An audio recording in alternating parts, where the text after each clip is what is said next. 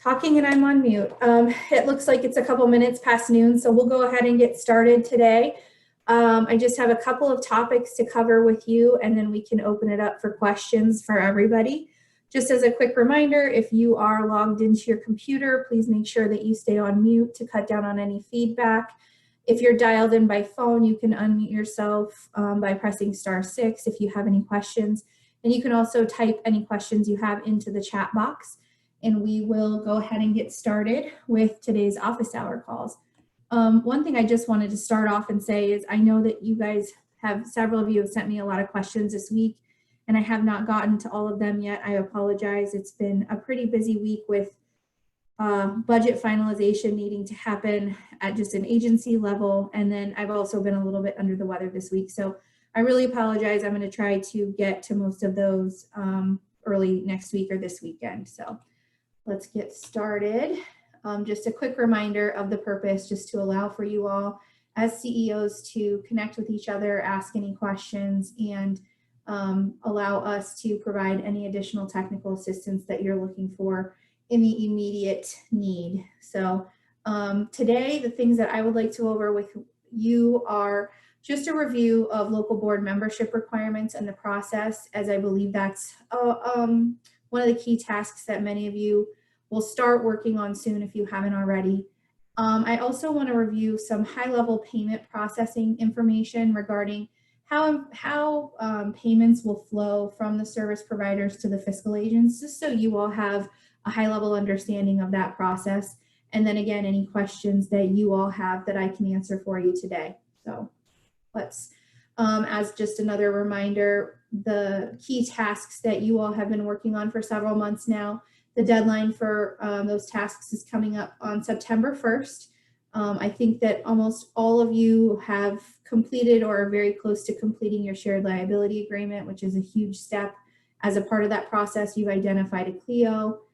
Again, appointing a board is one of the next key tasks. Many of you are also working on selecting a fiscal agent, so we can talk about that today. You need to be developing those initial bylaws for the local boards that are appointed. And then eventually we'll start working on developing your budgets for the year and selecting the one-stop operator and the RFP for service providers as well. So just a quick reminder of those timeline tasks. And so I wanted to just spend a couple of minutes today talking about local board membership requirements, more so along the lines of the process that needs to happen to make sure that you are clear with the steps that need to take place, so that you can have a compliant board in place by the deadline of September 1st. So just as a quick reminder, you all should have a link to the WIOA e-policy manual site. And if you don't, I can send that again. But chapters 1.42.2.1 and 1.4.2.2 cover the membership requirements and the requirement for the local board chairperson to be one of the business representatives on your board. So I'm not going to go into the exact details that we've covered. We covered that pretty clearly at your CEO training last fall, and we've also gone over it a couple of times. But I just want to point out a reminder that back on February 27th, I sent out an email to all of you that had a couple of tools attached to it. One of them is an Excel document, and this is a screenshot of that Excel document that really outlines what the requirements are for you to have a compliant board. This is designed off of the minimum number of board members, which is 19. It pretty clearly tells you, the category that those seats will fall into, the type of organization that needs to be included to fill that specific seat, that you need the name of the person, the position they have at that business or entity, that the organization they represent, and then because of Iowa code, we have those extra requirements for the gender and political party affiliation. And so this Word document is really, Excel document was designed to help you, if you use it to fill in your board seats, to make sure that you're meeting those requirements as required by state code, that you don't have any more than half+1 of a certain gender or political party affiliation, and that you also meet the percentage requirements established in the law for 51% minimum business representation, 20% minimum workforce representation, and things like that. So While you're not required to use this tool, I think it would be very helpful for you in making sure that you have filled your board under the requirements, because it is a requirement of Iowa Workforce Development that we ensure that the board you have appointed meets the requirements and the legislation. And so part of our job as the oversight agency is to certify your local workforce development board. So if you don't fill this form out, most likely we will fill it out for you to make sure that those requirements are met. So, and so once you are, as you're working through the process, I just want to point out a couple of different things. There is a chapter in the e-policy manual 1.4.1, which talks about the establishment of the local boards. And so as a couple of quick reminders, it is the CLEO's responsibility to appoint board members from within nominations received by appropriate entities. So for example, business membership, those majority business seats, people to fill those seats should be being nominated by local business organizations in your area, whether that's local chambers or your local Employment Council of Iowa board, things like that. They can complete the nomination form and provide it to the CLEO. And then once the CLEO has all of those nominations, he should appoint people to fill those roles from within those gathered nominations. Many of you, I think, are already working through this point, especially those that have a new local area who are condensing into one local board for your new workforce development area. For those of you in areas that already existed and possibly already had a local workforce development board, you don't necessarily have to start from scratch, but you do need to ensure that all of the seats were filled under the WIOA compliant process of getting appointments from the required entities and the appropriate entities, and the appointments being made from within those. There is a nomination form that was sent also in that email on February 27th, and it looks like this. So this is a form that the nominating, there's information about the nominee up top, the person that would fill the board seat, right? The form should actually be filled out by the nominating organization. They should include their information and sign the form that they're nominating this person to fill the seat. Then the lead elected official would use this section of the form to say, this is the person who was chosen, and fill out their term. And then again, the form needs to be sent to IWD so that we can make sure that this appointment allows for the board as a whole to meet the requirements under the law for the composition of the board. So let me just switch back to my PowerPoint here. Again, so as you work through that process, the form would be completed by the nominating entity. The CLEO would complete the form to determine the length of the termination, and then that form gets sent to IWD for us to be used as part of the board certification process. So all those completed forms would need to be sent to IWD, again, preferably with that board composition sheet, although that's not required. And then once you have those appointed members, they all must sign the conflict of interest form, which is another form that was sent to you on February 27th as a part of that guidance. So here is the attestation form. This is a template for a form that can be used. I suppose if you as a local area want to tweak the form a little bit, you could do that as long as it has the minimum requirements laid out in this template that we have provided. Oops, did I click on the right thing? So once you work through that process, again, the next steps are going to be that the deadline is September 1st. And the reason that it's here just within a couple of months is because, remember, we're working towards this goal of by January 1st, all 9 local areas have completed those key governance steps to be in a place where funding can be disseminated to the local areas in a compliant manner, meaning that IWD contracts the funds to the local area. And sorry, I just got distracted because I saw your question, Heather. I'll come back to that. And what was I saying? Oh, that IWD contracts the funds to the local area via the fiscal agent, and the fiscal agent then contracts the funds out. So part of that process will be the local board and the CEOs together establishing the budget for the local area.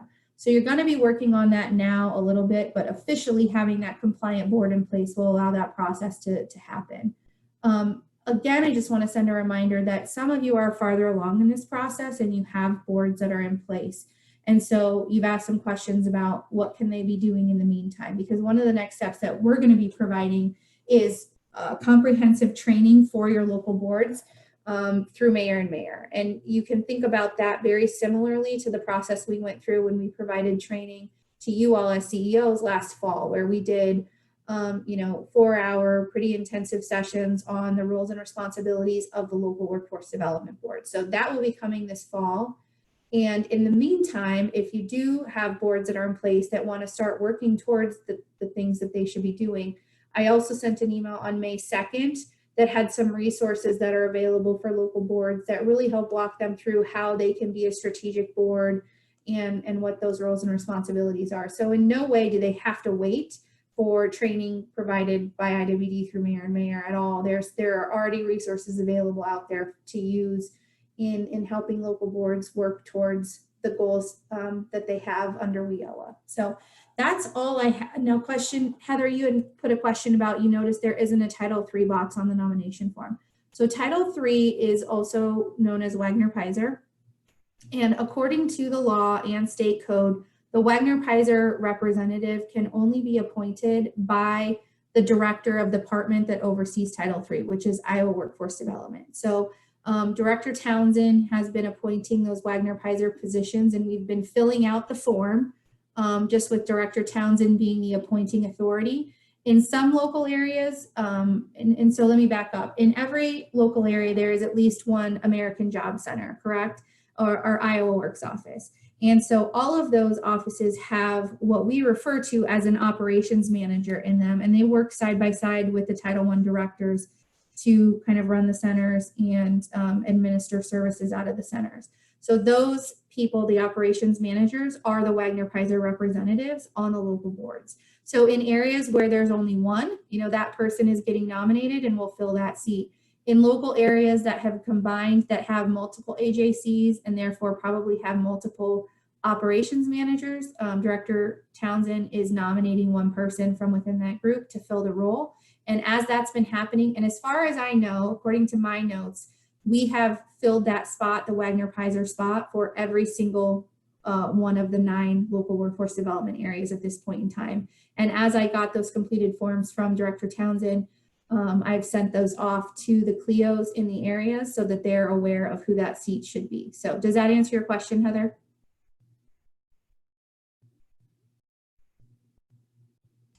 Yeah, it really wasn't a question, I guess, because I sent my nomination form for Sarah Bath. She had that question before, I guess, before they came out from you guys. So that's perfect if you guys already have that covered. Yep, they're all taken care of. So great, thank you for pointing that out. So a similar process will happen for the seat that has to be filled by the vocational rehabilitation member. So if I back up here, well, let me just pull up the Excel document. So here's the Excel document. So there are 3 spots for a government entity. And these bottom 2, first of all, they're exempt by law from the gender and political party affiliation requirement.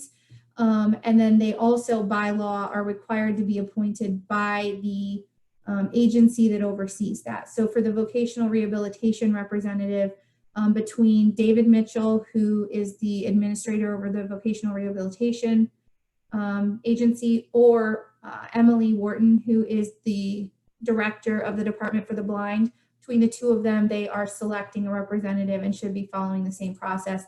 Mike Witt, I think you've been working with them on that to make sure that those seats are filled as well. So we should have those both covered for you. And those are 2 positions you don't have to worry about trying to get filled. So that's helpful. Are there any other questions today about the local board membership or what your responsibility is and the steps that you need to be taking as you work through that? I know that Mississippi Valley, you all are pretty much done with this process. If any of you want to speak to it for your peers, that might be helpful as well, not to put you on the spot or anything.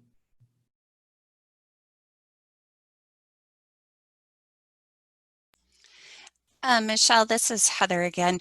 With the Title II representative, the policy states that the institution of higher education or the provider, the Title II provider of adult education and literacy, is supposed to sign off on the nomination form, and the Department of Education has a representative that's signing off on that. For the local areas that I'm covering, as far as I know, we only have one provider, so it's just a matter of making sure the form is filled out correctly, so that we are compliant for those boards and that we get certified. But for areas that have multiple providers, I could see that potentially being a conflict of interest, because it's supposed to be up to the board to determine who the representatives are and how many representatives they want to have on their board. So I think it's really important that the agency or organization doing the appointing is followed with the policy.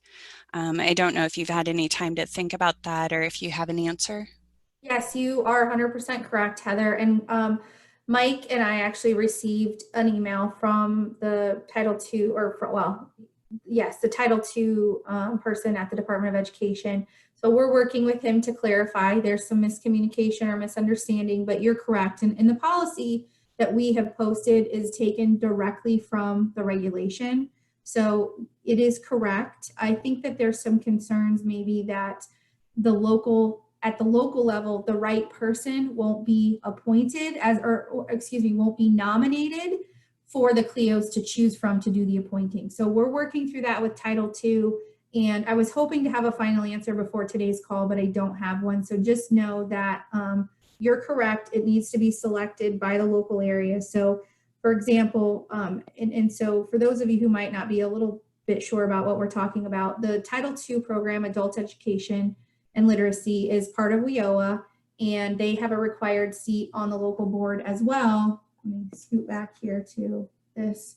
And so that would be this, oops, let me just pull up the Excel document. So this seat right here needs to be filled by somebody in the local area who does the Title II adult education and literacy function in your local area. In Iowa, that is most often, and I think in every situation, handled at the community college. So if you're a local area now that has multiple community colleges, you would also have multiple Title II providers in your area for the CLEO to choose from. And I think that, again, Mississippi Valley, I think you guys had a process that you went through with this when you're doing your local board. And I don't want to put words into any of your mouths, but Jack or Brad, I think I saw Jack on the call, and Miranda, I believe my understanding is that you waited to fill this seat until after you completed the procurement process for your service providers, knowing that one or both of the community colleges may apply to be a service provider. And therefore, if, let's say, the community college was selected to be the service provider, you would not have appointed that college to the seat to avoid any conflict of interest. Is that right, Jack or Miranda? Yes, it is right. We decided we would wait till after July 1st to appoint the adult ed because of the possible or potential conflict of interest. And so we'll be doing that probably at our meeting in July. Our board, the board that was formed, has had several meetings so far. They have their chairman and vice chairman and all of that done, and they've been really busy already.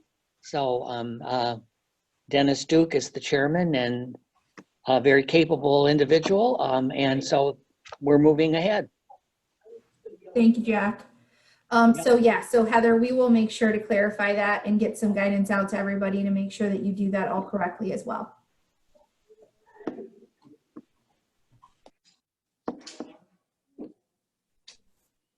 Okay, any other questions about the local board piece of today's call?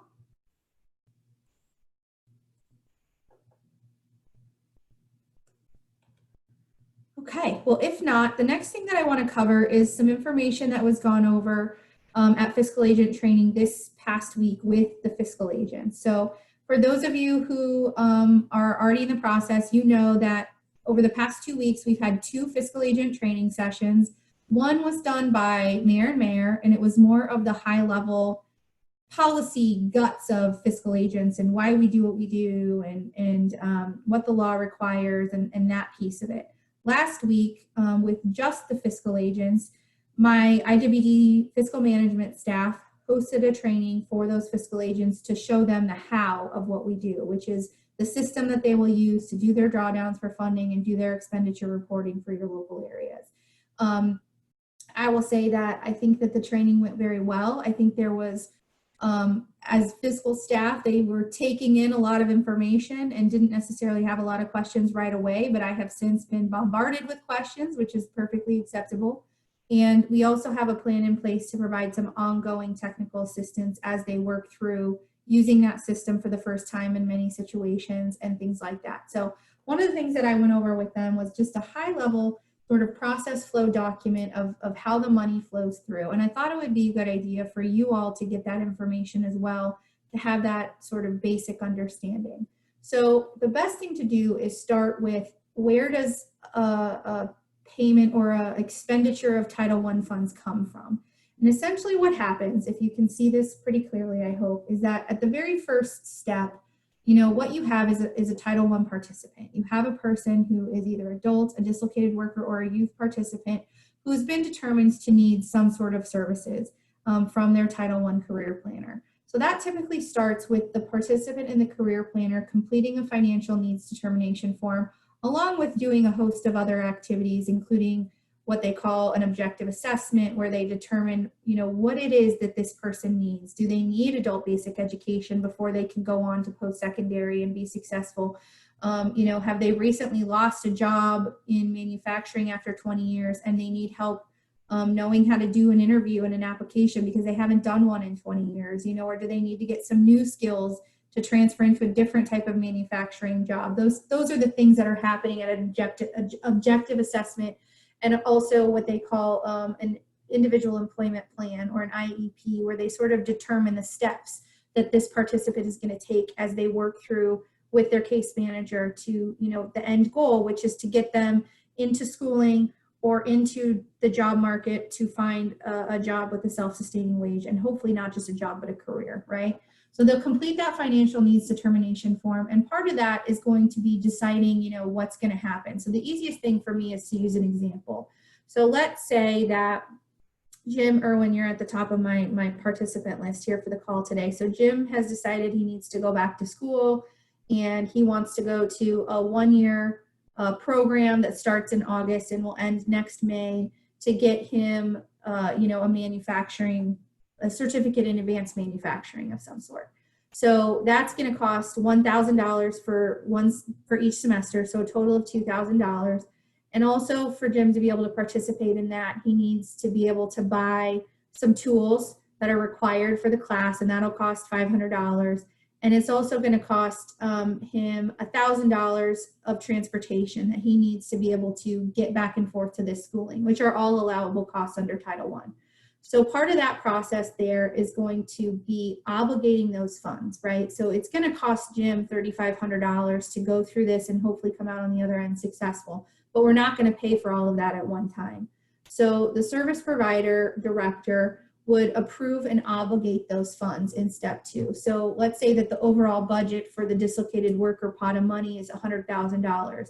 The service provider is going to be tracking that $3,500 of that is already obligated to get Jim through his track.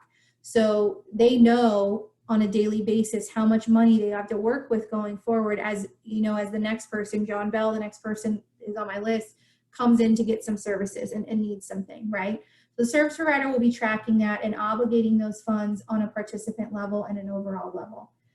So then come August, Jim starts going to class, and the service provider is going to incur a bill for $1,000 for that first semester of class, and they're going to incur a bill for $500 for you know, the materials that Jim needs. So those expenses are going to get paid out by the service provider in step 3, and then in step 4, the service provider is going to track those expenses So they're going to have that budget for gym of $3,500. They're going to show that $1,000 has been paid for the first semester and the $500 materials is paid. So we've spent $1,500, but we still have $2,000 to go, which is the transportation, and then the $1,000 for the second semester, which we aren't going to pay until probably next February, right? And so after all of that, the service provider is going to request reimbursement from the fiscal agent. It says using the form provided. So I have been working on a form for and a tracking mechanism for the service providers to be able to use that helps the fiscal agent know how to report, first of all, which funding pot to request that money from, and second of all, how to report out on those expenses, because they are required to report under specific expenditure categories based on what the federal government requires the state to report out onto. And what I'm designing the form to do, and I'll send this out to you all later on once it's more final, but is to not just track at those high level expenditure categories, because realistically, the federal government only requires us to report out the expenses at a very high level, the top 5 categories within the different funding streams. But for you all and for me as a project or as the program oversight administrator, I want that detail to be at a much more granular level. I don't just want to know, for example, the federal government requires us to report out training expenditures. Okay, but that's just $100,000 of training expenditures. But what did we spend that on? Did we spend that on tuition? Did we spend it on books and supplies? Did we spend it on materials? Because those are all technically training expenditures, right? So the form is designed, and the tracking that we would like the service providers to use is designed to be at a much more granular level so that we can pull out a lot more data from that information. And I think that will be very helpful to you all as well as the leaders of your areas, and when you're determining how you want, first of all, your budgets to be, and where you want the focus to be. For you all to be able to set a limit of, listen, our budget's $100,000 and we want 50% of it to be spent on training, or we want 20% of it to be spent on the job training specifically, or registered apprenticeship specifically. I mean, these are the things that you'll be able to do with that granular data. So I think that that will be really beneficial for everybody. And then after the service provider requests the reimbursement from the fiscal agent, we would get to the next sort of flow process, which is that the fiscal agent process. So the first 2 steps are really a repeat of above, right? The service provider is going to pay that participant expense, and then they're going to send a detailed invoice to the fiscal agent to request reimbursement. Now, this box says monthly. I just want you to know that the rate at which that request happens is completely up to you at a local level. So up above, it does say monthly or weekly. Oops, sorry, back up. And so it could be weekly, bi-weekly, monthly, however your fiscal agent and service provider work out in their contract to do that reimbursement, okay? So starting with step 3, the fiscal agent would receive that request for reimbursement, and they'll review it for drawdown. The fiscal agent is then going to enter their request for drawdown in the TM1 system, which again is the system the fiscal agent will use. No one else will have access to it, which is by design, the firewalls that need to be in place, right? They have a deadline of noon on Fridays. And then they also have a step where they have to print and send in a copy of that request made in the system, because auditors love paper trails. And then IWD will process that request for drawdown either Friday afternoon or Monday morning. We will make a request for a drawdown to the Department of Labor. They will send us the funds. We will then make the funds available to your fiscal agent, typically 1 week later. And then the fiscal agent would complete the process by sending the funds back to the service provider to complete that reimbursement.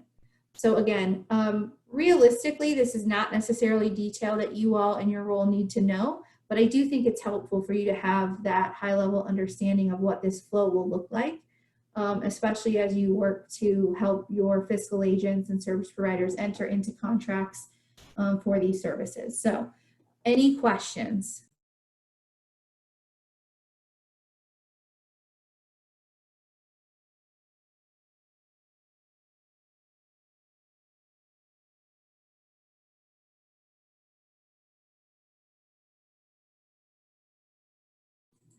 No, okay.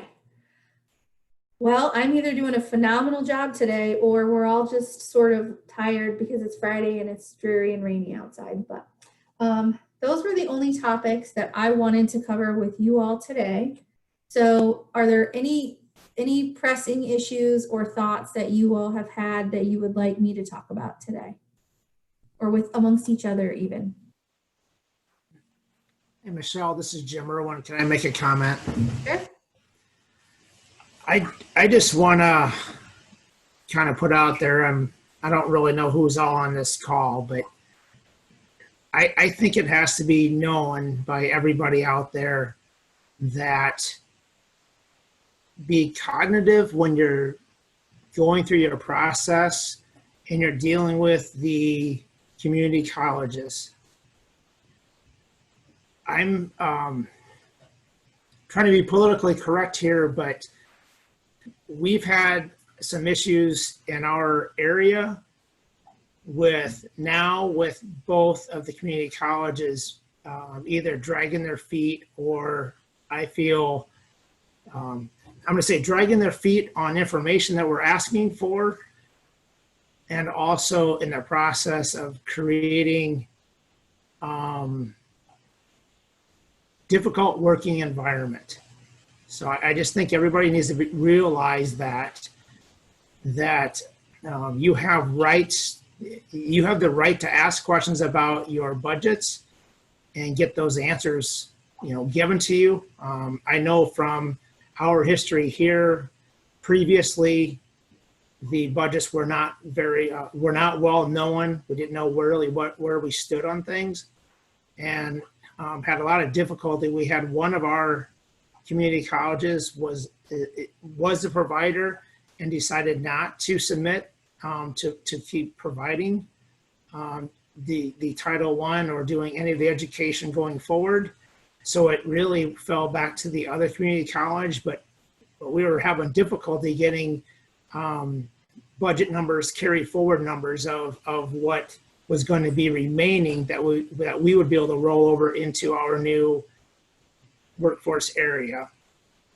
It got pretty heated at all through email, but just the tone in the emails was pretty difficult.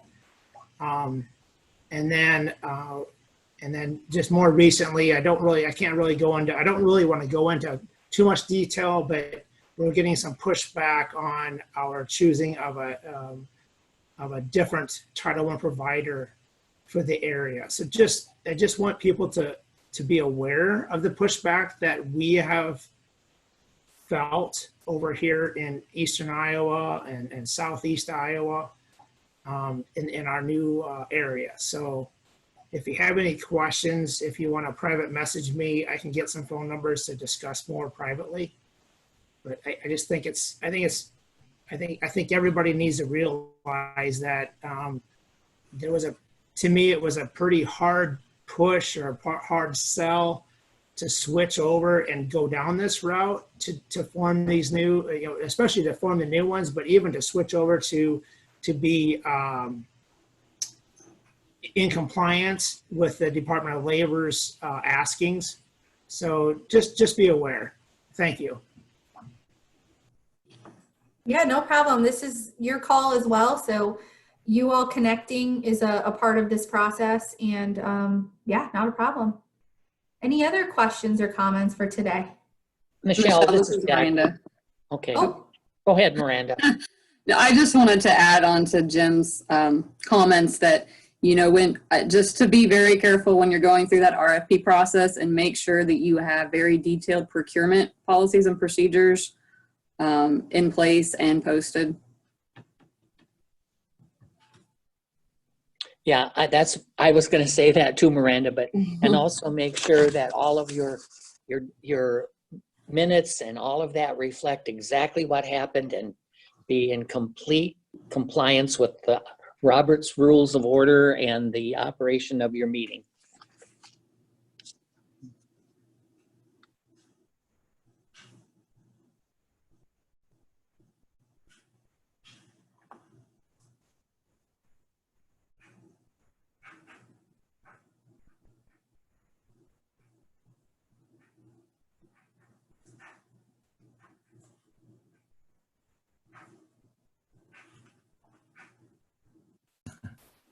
Are you on mute, Michelle?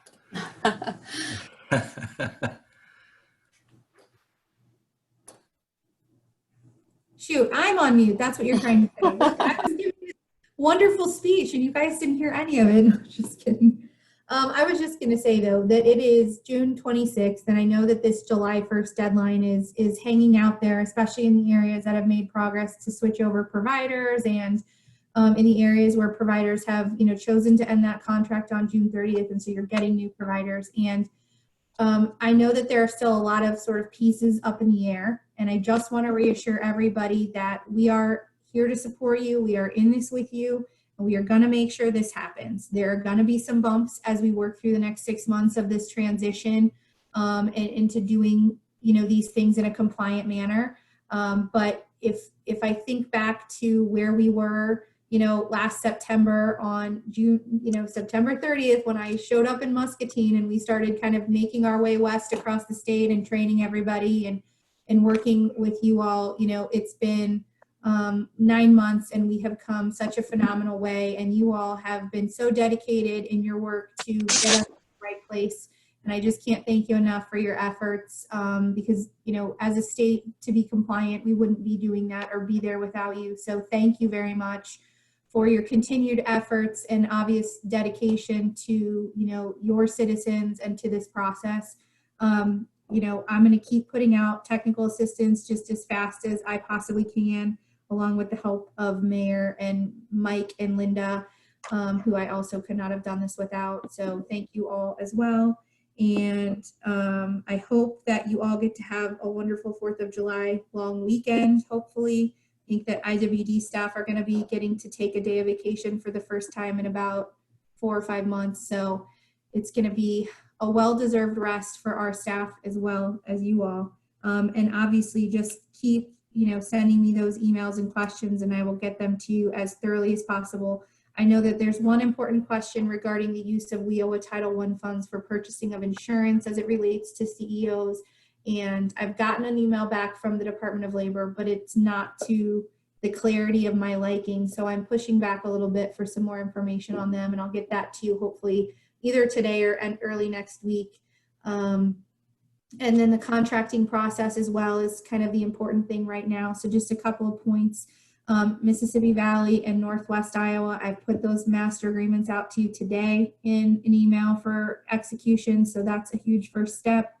For the rest of you all that are extending your contracts, then, we're working through that process right now. Also, I also did email rapid response additional assistance contracts to the 9 local areas that extended their existing service provider contracts for actually put it up to $36,000 per local area.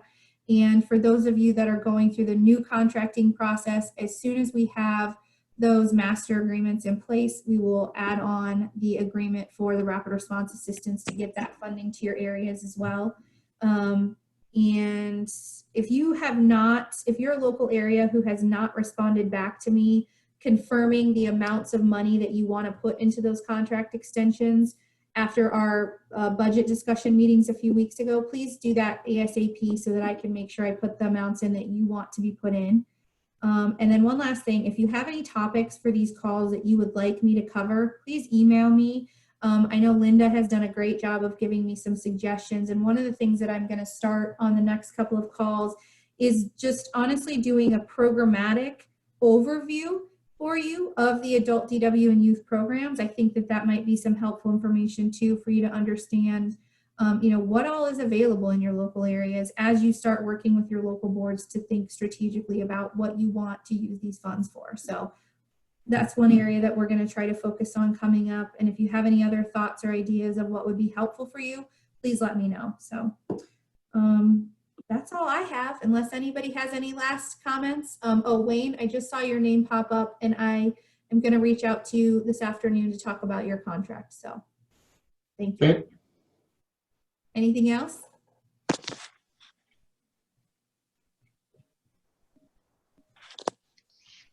If not, thank you for joining today, and I will talk to you all in 2 weeks. The next call would be scheduled for July 10th at 12 o'clock. So happy 4th of July, everyone. You also.